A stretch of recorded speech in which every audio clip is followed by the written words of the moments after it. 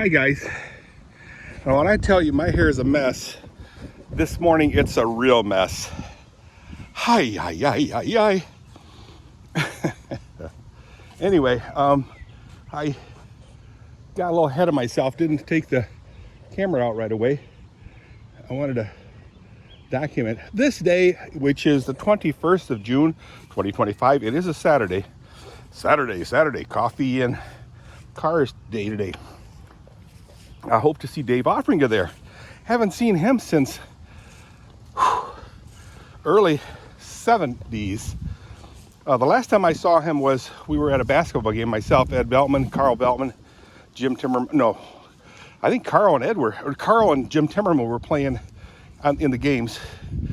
They joined the team because they always thought it was funny that if you were on the team, you could get away with anything and everything.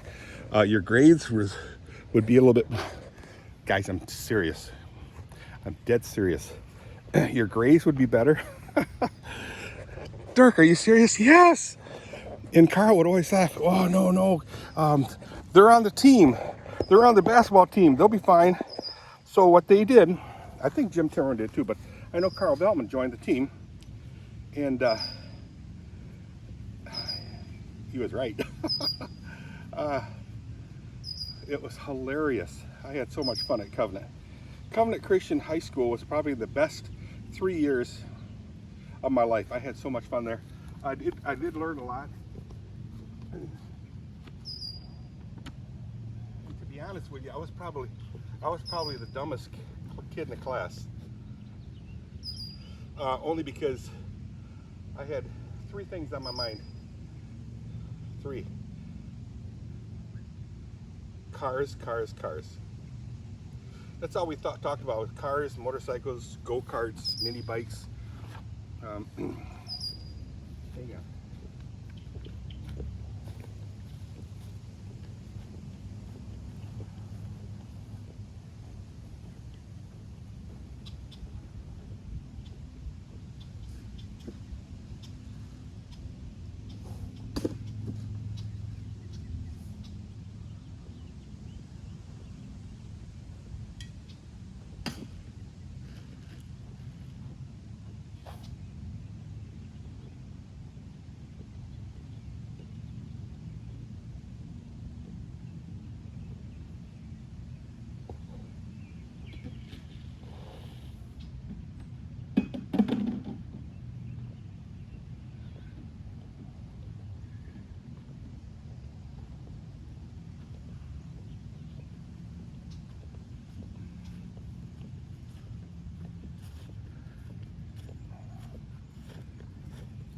Anyway, we had a lot of fun. The best 9 years of my life was Adams Street Christian School. I had a lot of fun. I did really well in school until I started long division, and my world fell down, totally fell apart, and I was a failure ever since. Mind you, believe it or not, I was never held back, although in 6th grade, I think it was 6th grade, I was conditionally, they passed me conditionally, and they didn't flunk me. They should have flunked me. But I managed to, I don't know, fool them. But I loved school. I didn't like the work at all. I liked the information coming out, but I hated to be responsible for every little thing that came out. I got more stories, but anyway, thankfully,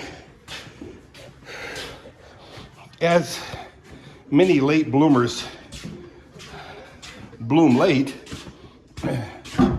it was 9 years after I graduated. Well, no, I actually went right to college out of high school, and hated it so badly because everybody's getting jobs. And good girl, you're such a sweet. And so after 3 months of college,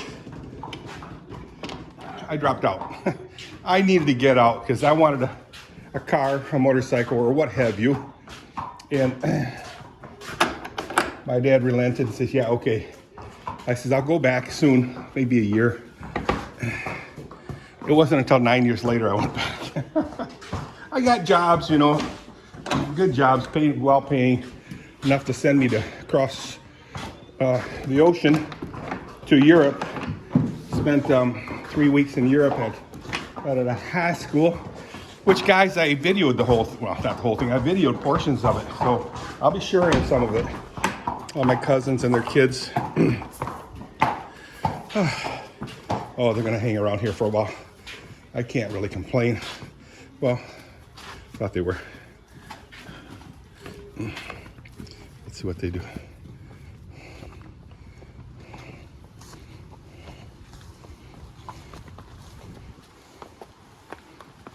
No, they're going up. Good. Ah, good. I kind of like that because then I can go do my work. But anyway, I went on to go to college again after 9 years of working.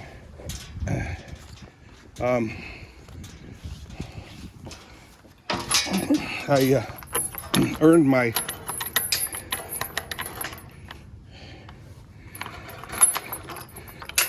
master's degree. What? You dummy, you earned your master's? Yeah. Wow, look at that. She abandoned. Wow, that was crazy.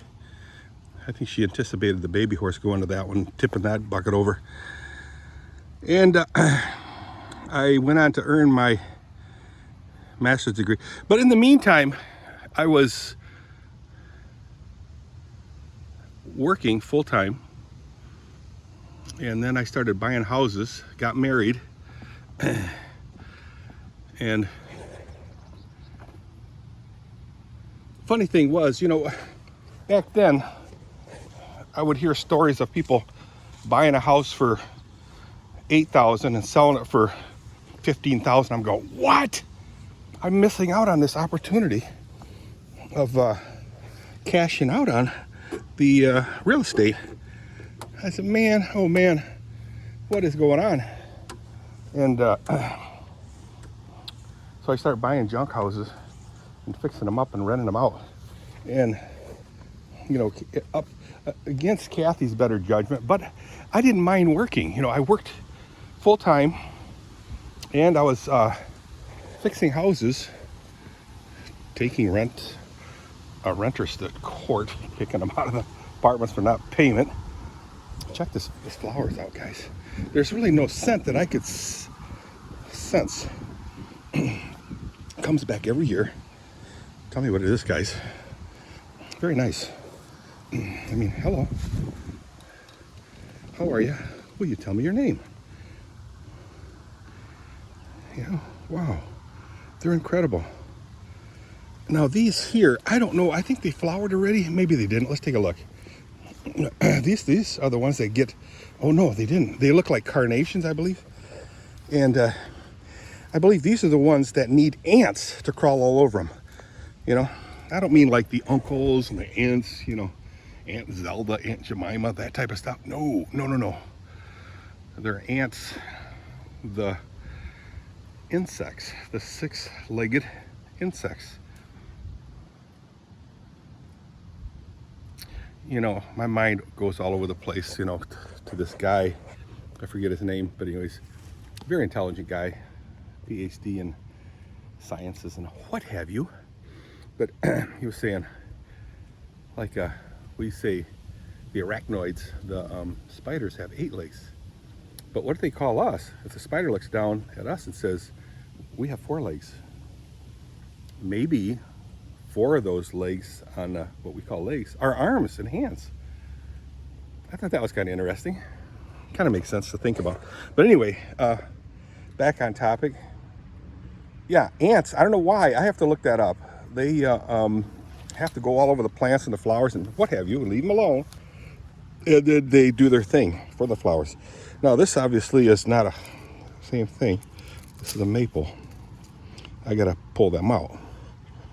And there's, I think, like a elm right there, I think. You know, I'm not a horticulture, I don't know what you call it.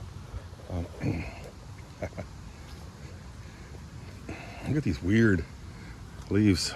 Oy. So obviously, well, these are grapes, and they're coming out pretty good. This one here, the middle one, I don't even know if it's alive yet, to be brutally honest with you. Excuse me. This one's doing really good.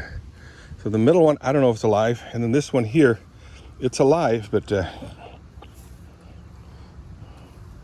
it's getting grapes. This is the one I like right here. I think this is the Concord. See right here? Now even there, it looks like it's dead, but it's snot. It's snot. These are, but you really need to know what you're doing when you do this. You don't have to, like me, because I really don't care. But you have to trim. You should trim these. You know, if you want these things to be more healthy or healthier, but you need to trim it and bring it up. My idea, like you heard if you watch my videos, is to put pig fencing over here, pig fence, and let it climb easier to reach this thing here. Blah, blah, blah. Kathy grows stuff over here, blueberries and lilacs, I think it is. And, oh, the beautiful stuff, the asparagus. But she's not very good at weeding. That's asparagus right there, the fuzzy, almost looks like a dill. I'm gonna pick a little bit, see if it even smells like a dill. I mean, it looks identical to dill. No, not at all. If I would have done that to a dill and held it this far away from my nose, I would have smelled the wonderful aroma of dill. Oh, yum. And dill goes very good with fishes. You take some fishes, yum. And again, I said this before, this is some type of oregano. I got this from Brenda Koch. Look at how crazy it's going. Yes. And I got vines starting to mess with it.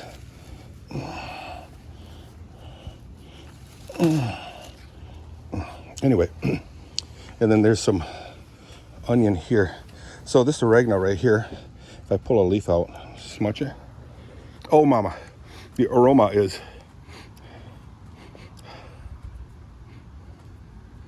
I mean, glorious, if I can use that word.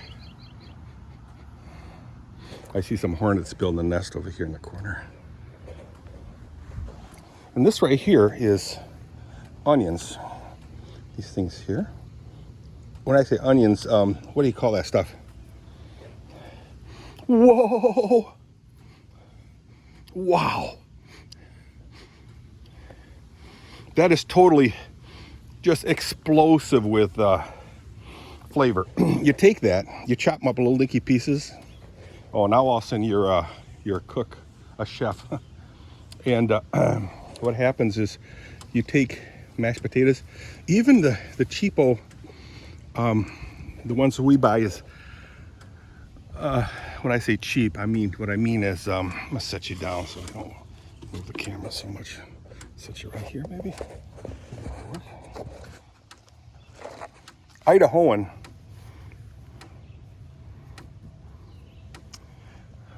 Instant mashed potatoes. So it's buttery Idahoan.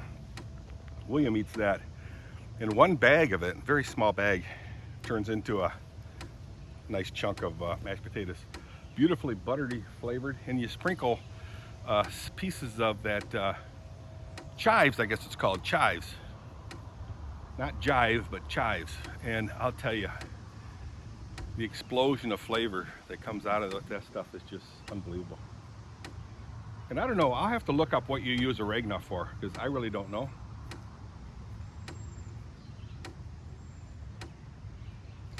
But I know what I like. And I like good food. And I cannot lie.